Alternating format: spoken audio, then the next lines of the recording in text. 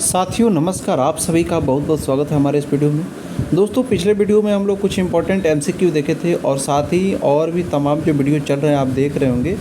Already playlist बना हुआ है, आप ऑल म्यूजिक एग्ज़ाम के नाम से प्लेलिस्ट चेक कर सकते हैं, जिसमें तमाम तरह का आपका कॉन्सेप्ट और एमसीक्यू लगातार कराया जा रहा है। आप वहाँ से लगातार देख करके आप एग्ज़ाम में लाभान्वित हो सकते हैं। जितने भी प्रश्न और कॉन्सेप्ट कराए जा रहे हैं वो आपके एग्ज़ाम के सिलेबस को ध्यान में रखते हुए ही कराए जा रहे हैं। तो आज के इस वीडियो में जो राग परिचय का भी एक सीरीज चल रहा है, जो हमारे चैनल पे कॉन्सेप्ट जो मैं करा रहा हूँ, राग परिचय के चारों भागों का और कुछ और भी स्टैंडर्ड बुकों का निचोड़ टॉपिक वाइज और चैप्टर वाइज करके एक साथ जो मैं करा रहा हूँ, ठीक है, उसमें हम लोग आगे बढ़ेंगे।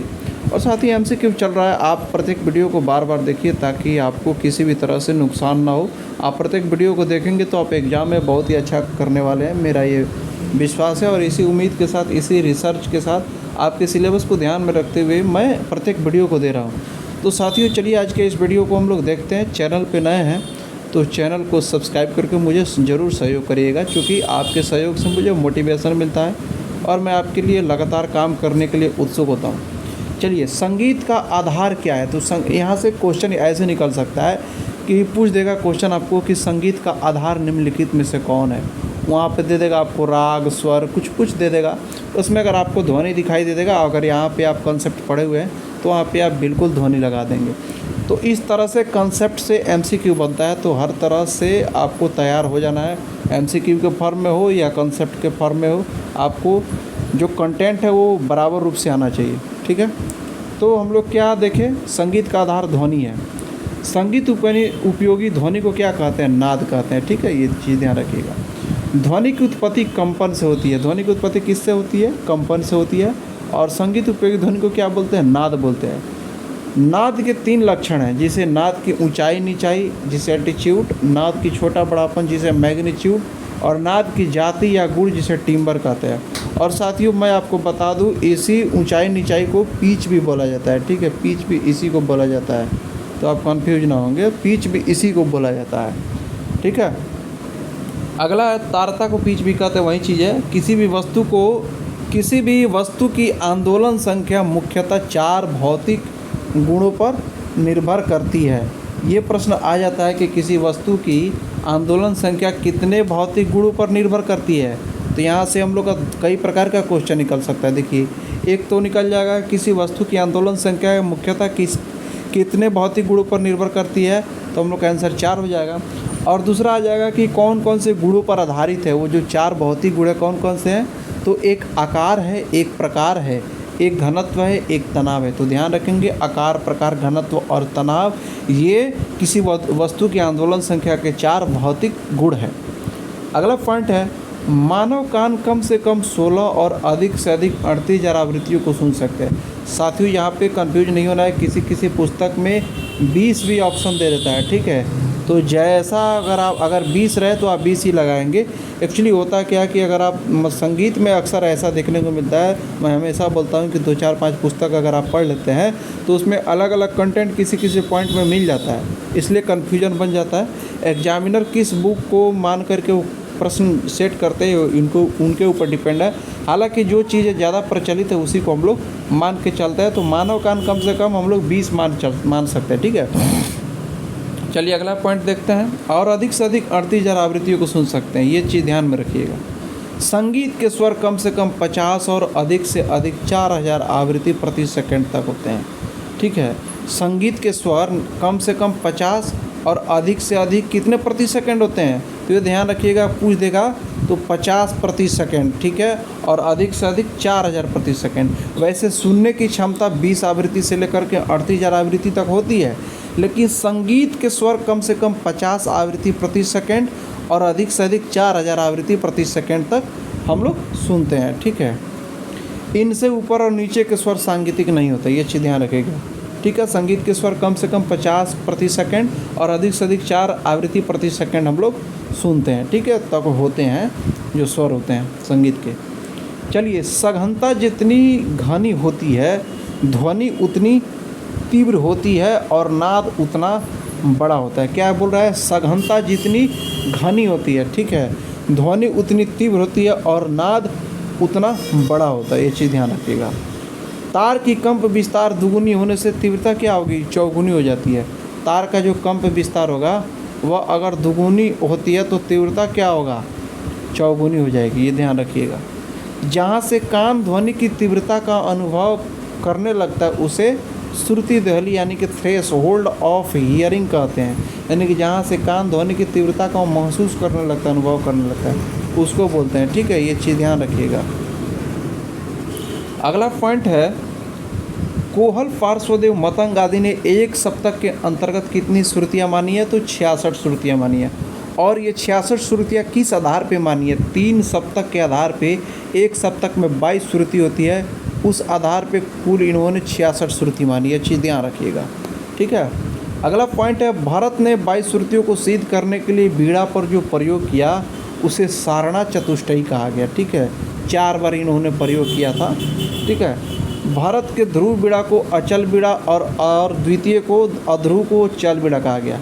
यानी कि एक चीज़ ध्यान रखिएगा, ध्रुव बीड़ा को क्या कहे, अचल बीड़ा, और इसी से वो अगला भी निकल जाएगा चल बीड़ा का। ठीक है, तो वो चीज़ ध्यान रखिएगा।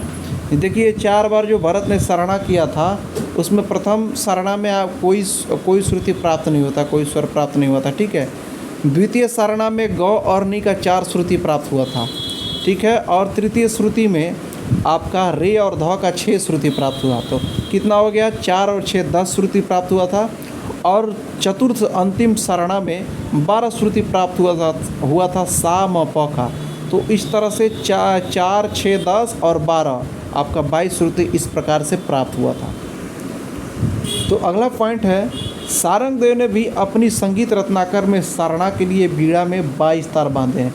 ये प्रश्न पूछ देता है साथियों कि सारंगदेव ने अपने बीड़ा में सारणा के लिए कितने तार बांधे, तो 22 तार बांधे। ये चीज़ ध्यान रखिएगा। ठीक है, उन्होंने कितने तार बांधे हैं, 22 तार बांधे हैं। तो ये चीज़ ध्यान रखिएगा, बहुत ही इंपॉर्टेंट पॉइंट है ये। ठीक है साथियों, चैनल पे नए हैं तो मैं आपके लिए इतना मेहनत कर रहा हूँ। अगर आप सब्सक्राइब करके मुझे सपोर्ट करेंगे तो मुझे बहुत खुशी होगी और मुझे मोटिवेशन प्राप्त होगा और आपके लिए और भी अच्छा कंटेंट लाने के लिए उत्सुक रहूँगा। चलिए अगला पॉइंट देखते हैं। एक सप्तक में 22 श्रुतियाँ मानी जाती है। कितने मानी जाती है, प्रत्येक सप्तक में 22 श्रुतियाँ मानी जाती है। सारंगदेव ने विकृत स्वर 12 माने हैं।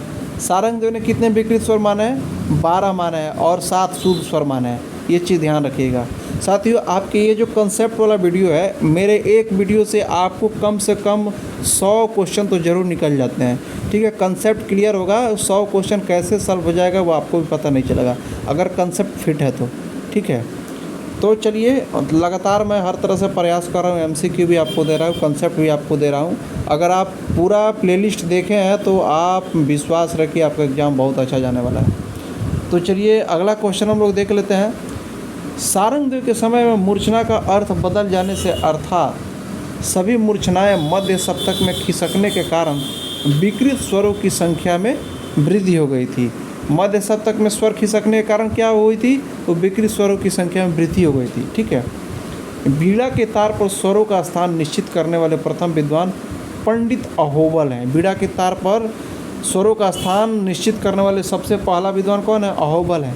देखिए यहाँ पे ये चीज़ मैं आपको समझा दूँ कि जो सारंगदेव ने 12 विकृत स्वर माने, कैसे मान लिया था उन्होंने, तो एक बार फिर से पढ़ देते हैं। सारंगदेव के समय में मूर्छना का अर्थ बदल जाने से, अर्थात सभी मूर्छनाएं मध्य सप्तक में खिसकने के कारण, सभी मूर्छनाएं मध्य सप्तक में खिसकने के कारण इसी चीज़ को आधार बना करके सारंगदेव ने विकृत स्वरों की संख्या में वृद्धि कर दिया था और उन्होंने टोटल 12 विकृत स्वर मान लिया था।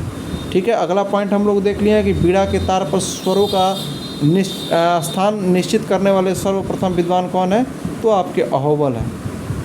अगला पॉइंट है, साप तो अचल स्वर माने जाते हैं परंतु रामामात्य और सोमनाथ ने इन्हें चल स्वरूप भी माना है। देखिए 2 विद्वान एक ऐसे हैं, सा और प को तो अचल स्वर सभी जानते हैं, लेकिन रामामात्य और सोमनाथ ने इन्हें चल स्वर के रूप में भी स्वीकार किया। हालांकि आप एग्जाम में वर्तमान समय में सा प को अचल स्वर ही मानेंगे, आप कन्फ्यूज नहीं होंगे। ठीक है, अचल स्वर ही मानेंगे।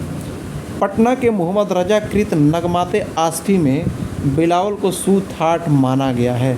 ठीक है, बिलावल को सूथाट कहाँ माना गया है, पटना के जो थे मोहम्मद रजा, उन्होंने नगमाते आस्फी पुस्तक लिखा था उसी में। अगला पॉइंट है दक्षिण संगीत प्रति में कनकांगी को शुद्ध ठाट मानते हैं, जैसे बिलावल हम लोग का है। ठीक है। भारत का संगीत सिद्धांत पुस्तक के रचयिता आचार्य केसीडी बृहस्पति हैं। एक पुस्तक है, क्या नाम है उसका? भारत का संगीत सिद्धांत। भारत का संगीत सिद्धांत किसका है? तो आचार्य केसीडी बृहस्पति का है। ये चीज़ ध्यान रखिएगा। भारत ने कुल 18 जातियाँ मानी है, जिसमें भारत ने कितनी जातियाँ मानी है? कुल 18 जातियाँ मानी है, और जिसमें 11 विकृत जाति हैं। ठीक है, जिसमें 11 विकृत है। सारंगदेव ने जाति के 13 लक्षण माने हैं। देखिए, मैं आपको बता देता हूँ कि भारत ने तो जाति स्वीकार कर लिया था। ठीक है, 18 जातियाँ उन्होंने माना था। मैं आपको एक चीज़ और बता दूँ कि जाति का जो परिभाषा है उसको परिभाषित कौन किए थे कि जाति क्या है, कैसे है, पूरा इसका डिटेल दिए थे मतंग जी ने। ठीक है, तो ये चीज़ ध्यान रखिएगा। लेकिन भारत ने सर्वप्रथम जाति स्वीकार किया था, कितना? 18 जातियों को उन्होंने माना था, जिसमें 11 विकृत जाति, ठीक है, माना था उन्होंने, 7 शुद्ध। सारंगदेव ने उसमें से 3 मतलब कि क्या 13 लक्षण जाति के, जैसे कि भारत ने जाति के 10 लक्षण माने थे। ठीक है, और सारंगदेव ने उसमें 3 और ऐड कर दिया था, उसके बाद उन्होंने 13 लक्षण मान लिए थे। भारत ने जाति के 10 लक्षण माने में बता दिया। ठीक है, ग्राम राग वर्गीकरण की संख्या 30 मानी गई। ग्राम राग वर्गीकरण की संख्या कितनी मानी गई?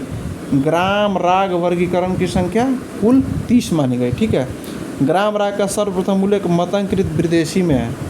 ग्राम राग का यानी कि ग्राम का भी सर्वप्रथम उल्लेख और ग्राम राग का भी सर्वप्रथम उल्लेख किसने किया था? मतंग ने अपने विदेशी ग्रंथ में सर्वप्रथम किया था। ये चीज़ ध्यान रखिएगा। ग्राम राग के 5 प्रकार हैं, शुद्धा, बीना, गौड़ा, विसरी और साधारणा। ये गीति के आधार पर इन्होंने ग्राम राग को 5 प्रकार में, 5 गीतियों में इन्होंने बांटा था। क्या नाम था? शुद्धा, बीना, गौड़ा, बेसरा और साधारणा। ठीक है, और आपको चलिए अगला पॉइंट हम लोग देखते हैं। इनकी अपनी अपनी अलग अलग मत है, इन्हें गीति कहते हैं। ठीक है, कुछ लोग इनको गीति भी बोलते हैं, यही चीज़ मैं बता रहा हूँ। ठीक है, कुछ लोग इनको ग्राम राग के 5 प्रकार माने हैं, और कुछ लोग इसको वर्तमान समय में गीति भी बोलते हैं। इन्हीं 5 गीतियों के आधार पर ही ग्राम राग माने गए हैं। क्या? इन्हीं 5 गीतियों के आधार पर क्या हुआ है? ग्राम राग माने गए हैं। तो ये चीज़ ध्यान रखिएगा। शुद्ध गीति में वक्रता रहित तथा मधुर स्वर प्रयोग किए जाते थे। क्या किए जाते थे? शुद्ध गीति में वक्रता यानी कि उसमें कोई वक्रता नहीं था, कोई टेढ़ापन नहीं था, सिंपल सपाट स्वर प्रयोग होते थे, और उसमें मधुर स्वर प्रयोग होते थे, उन्हें शुद्ध स्वर कहा गया था। ठीक है, तो साथियों, आज के इस वीडियो में कैसा कंटेंट रहा आप लोग कमेंट करके ज़रूर बताइएगा। अच्छा लगे तो लाइक कर दीजिएगा, और नए हैं या पुराने हैं अब तक सब्सक्राइब नहीं किए तो सब्सक्राइब करके मेरा सहयोग ज़रूर करिएगा। तो चलिए साथियों, मिलते हैं नेक्स्ट वीडियो में, तब तक के लिए आपका बहुत बहुत धन्यवाद।